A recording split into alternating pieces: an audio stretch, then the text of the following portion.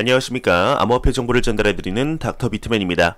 주말을 끝내고 맞이하는 월요일도 슬슬 마무리되고 있습니다. 어떻게 오늘 하루 잘 보내셨나요? 어제는 사회적 거리두기를 현행 연장하기로 한 발표가 났는데 그만큼 아직까지는 긴장을 놓기 이르다라는 판단이겠죠.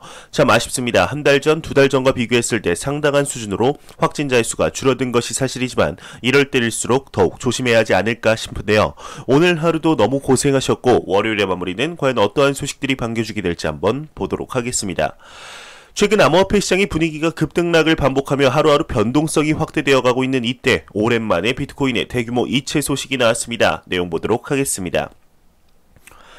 비트코인의 대규모 이체가 발생을 했습니다. 한화 약 2,304억 원 규모가 익명의 주소에서 암호화폐 거래소 코인베이스로의 이체가 발생을 했습니다. 보통 암호화폐 거래소로의 이체는 매도를 위한 움직임으로 그리 좋지 못한 소식인 것 같네요. 최근 여러분들도 아시다시피 비트코인의 변동성이 높아지면서 비트코인의 가격을 예측하는 애널리스트들이 상당히 많이 나오고 있는 것이 사실인데요. 이러한 변동성에도 비트코인의 장기적인 펀더멘탈은 긍정적으로 견고해지는 것 같습니다. 오늘은 전설적인 헤지펀드의 매니저가 비트코인의 장기적 가치에 대해서 이야기를 했는데 올해 10배 이상 상승할 것이다 이야기를 하고 있습니다. 내용 보도록 하겠습니다. 글로벌 매크로 인베스터는 BTC 올해 10배 이상 상승할 것이다 언급을 했다고 합니다. 골드만삭스 등에서 전설적인 헤지펀드 매니저로 일했던 국제금융계 거물 라울 팔이 운영하는 글로벌 매크로 인베스터의 경우는 최근 보고서를 통해서 비트코인이 10월 이전까지 30만 달러 이상으로 오를 것이라고 전망을 했다고 하는데 해당 보고서의 경우는 비트코인이 여전히 저평가됐다. 향후 9개월간 10배 이상 오를 것이다 라고 이야기를 했다고 하네요. 2021년 비트코인의 상승분을 이야기한 인물들 중에서는 가장 높은 가치를 이야기하지 않았나 싶은데요. 여러분들은 어떠신가요? 지금의 가격이 한화 4천만 원이라고 봤을 때 10배면 무려 4억 원에 도달한다는 것인데 지금의 가격을 보게 되면 비트코인에 투자하고 있는 투자자분들이라도 살짝은 미심쩍게 볼 수 있지 않을까 싶습니다. 각각의 인물들이 비트코인의 가격에 대해서 이야기를 하는 것은 모두 다르죠. 어떤 애널리스트는 5만, 10만, 오늘 30만 달러까지 가격에 대해서는 모두 이야기가 다르지만 본질적으로 말하고 싶은 공통 분모는 모두 같다고 생각합니다. 바로 비트코인의 장기적 미래 가치이죠.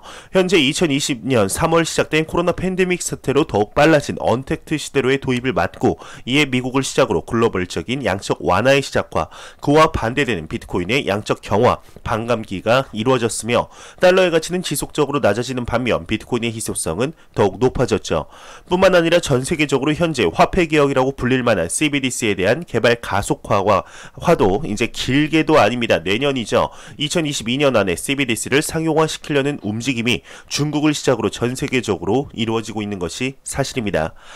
이러한 거시적 경제, 글로벌 경제 상황 속 암호화폐 시장을 제도적으로 인정하려는 움직임이 나오며 기관 투자자들과 고액 자산가들이 자산을 지키려는 움직임 속 비트코인이 자산을 지키는 새로운 안전자산이라는 인식의 변화가 발빠르게 움직이고 있지만 아직까지도 금융시장 측면에서 바라볼 때 너무도 작은 시장이라는 점, 장기적인 성장 잠재력이 매우 높다는 점이 많은 기관들과 고액 자산가들에게 매력적으로 다가가는 것이 아닐까 싶습니다.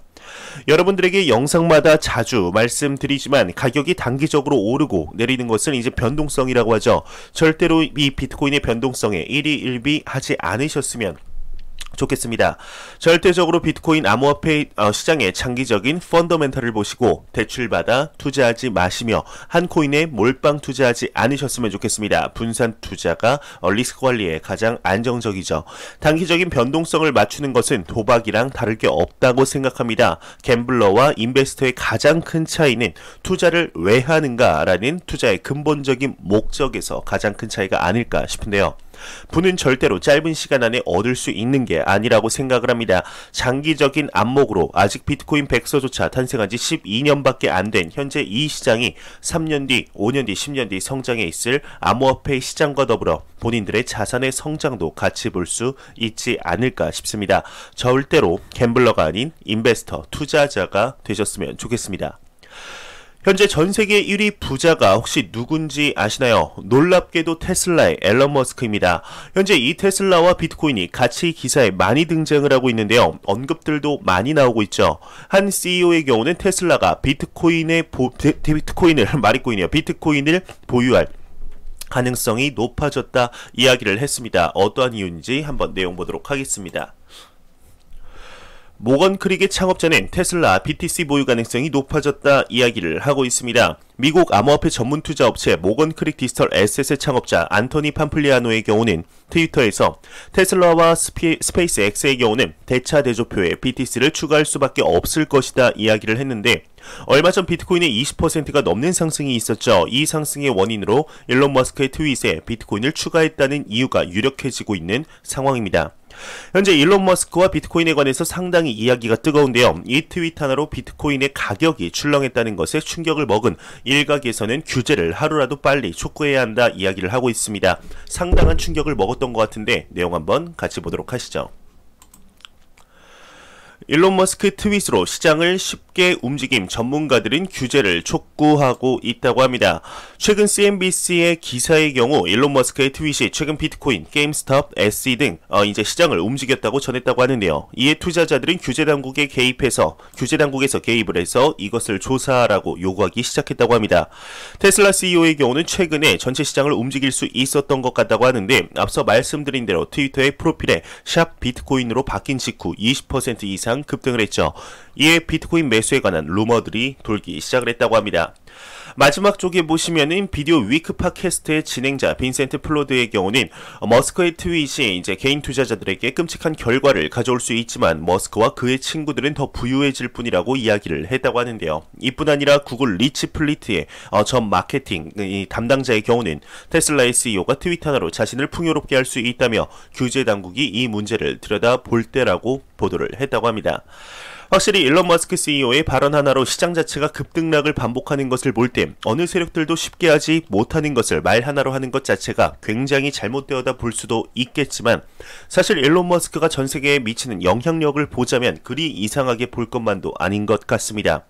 비슷한 위치의 영향력을 가진 아마존의 CEO 제프 베조스, 월가의 전설이라고 불리는 피터 린치, 워렌 버핏, 빌 게이츠 등등 이러한 인물들이 비트코인에 대해서 언급을 한다 해도 동일한 현상들이 이루어지지 않을까 싶은데요.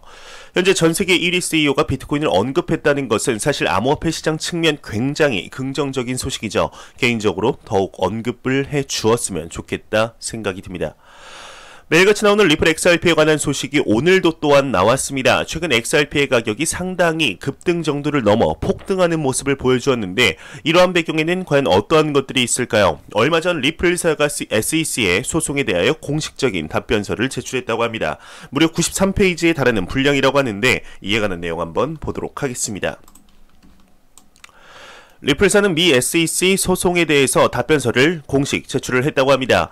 리플사의 경우 증권법 위반 여부를 두고 미 SEC에 제소당하자 최초의 정식 반론 문서를 법원에 제출했다고 하는데요.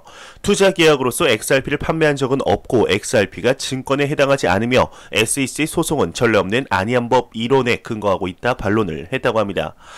또한 리플사의 경우는 무려 93페이지에 이르는 답변서에서 주로 XRP의 특징이나 역할에 대해 설명을 했다고 하는데요. 또한 XRP의 가격은 리플사의 이제 사업과 관련이 없으며 오랫동안 비트코인이나 이더리움 등 다른 종목과 긍정적인 상관관계를 보이는 움직임도 보인다 주장을 했습니다. 이뿐만 아니라 미 재무부의 핀센이나 미 사법부의 경우는 2015년과 2020년에 XRP는 합법적으로 이용되고 있어 암호화폐로서 시장에서 거래되고 있다라고 결론을 짓고 있는 것도 언급을 했다고 하는데 추가적으로 오히려 이더리움과 비트코인이 왜 증권이 아니라고 판단했는지 해명하라며 으름장을 을에 놓았다고 합니다. 마지막으로 투자자를 보호해야 하는 SEC가 이번 소송으로 오히려 손실을 입혔다고 이야기를 하면서 이 내용이 이제 마무리되고 있습니다. 최근 XRP의 폭등이 이러한 적극적인 해명이 있었기에 나타나지 않았나 생각이 드는데요. 참 모진 풍파를 겪고 있는 리플사와 XRP, 저는 개인적으로 항상 말씀드렸지만 리플사와 XRP, 절대로 XRP가 증권으로 분류되는 일은 없을 것이라고 생각을 합니다. 이제 한 달도 남지 않았죠. 2월 22일 열릴 첫 번째 법원 심리가 어떠한 방향으로 흘러 들어가느냐에 따라서 XRP 가격에 크나큰 변화가 찾아오지 않을까 생각이 드네요. 안 보고 가면 섭섭하겠죠? 마지막 크립토 공포 탐욕 지수입니다. 전날 77포인트 대비 1포인트 내린 76포인트를 기록을 했습니다. 이틀 연속 극단적인 탐욕 단계가 계속 지속이 되고 있는데 이 지수는 0이면 공포, 100이면 낙관을 의미하게 되죠. 최근 들어서 비트코인의 변동성이 엄청난 폭으로 확대되면서 지금 비트코인의 그 공포 탐욕 지수도 20-30포인트씩 왔다 갔다 하는 것 같습니다. 제가 매 영상 말씀드리지만 가격이 왔다 갔다 하는 것을 변동성이라고 합니다. 이 변동성은 아무도 맞출 수가 없습니다. 이것은 사람의 영역이 아닌 것이죠. 이걸 이기려고 할 때 도박이 시작이 된다고 생각을 합니다. 이 단기적인 변동성보다는 암호화폐 시장의 장기적인 펀더멘탈, 이는 암호화폐 시장뿐만 아니라 모든 투자 자산에 해당되는 말이 아닐까 싶습니다. 절대로 단기적으로 투자를 1개월, 3개월, 6개월 뒤 목돈을 찾아서 이제 나가야겠다 이런 생각으로 투자를 시작하는 것 자체부터가, 근본적인 생각부터가 이제 도박으로 가는 시작이지 않을까 싶은데요. 절대로 장기적인 투자하려면 절대로 대출받아 투자하지 마시고 여유 자금으로 건강한 투자를 하셨으면 좋겠습니다. 네, 마지막으로 코인마켓캡에서 가격 보고 마무리하도록 하겠습니다. 메이저 탑10 코인들 전반적으로 살펴보도록 하겠습니다. 지금 시가총액 1위의 비트코인의 경우는 1.01% 이제 하락을 했죠. 3,773만원대. 2위의 이더리움이 3.66% 하락하며 147만원대. 3위의 테더가 0.07% 하락을 했습니다. 근데 이건 하락이 아니죠. 그냥 환율이죠. 1,118원대. 자, 지금 시가총액 4위의 XRP가 굉장히 일주일 전 대비는 72.59% 지금 상승을 했고 24시간 전날 대비 10.72% 상승한 534원대를 보여주고 있네요.